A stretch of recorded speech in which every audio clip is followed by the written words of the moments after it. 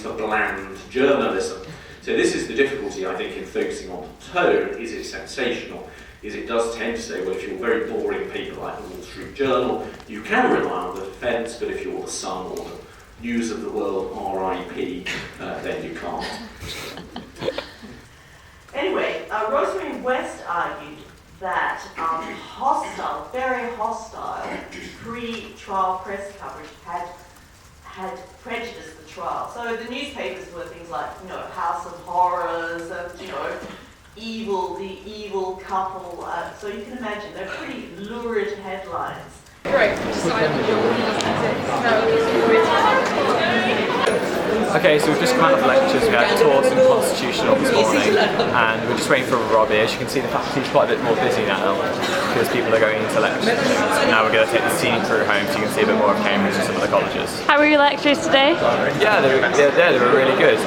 Our Constitutional lecture was really interesting. We were doing about where newspapers are allowed to publish and whether that's contempt of court if they're talking about trials while they're happening.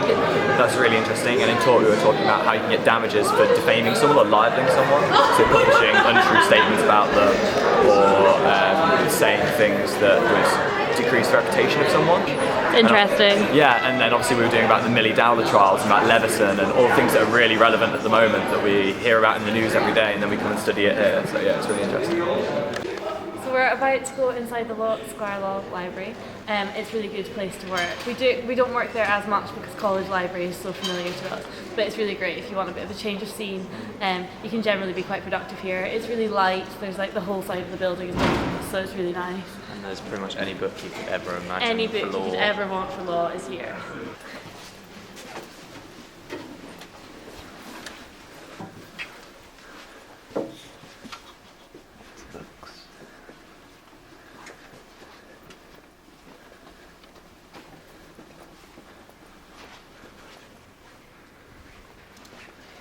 It's another beautiful day in Cambridge. I feel like I'm at home with the snow. This is unusual, but hopefully it'll lie and make all the colleges look really pretty.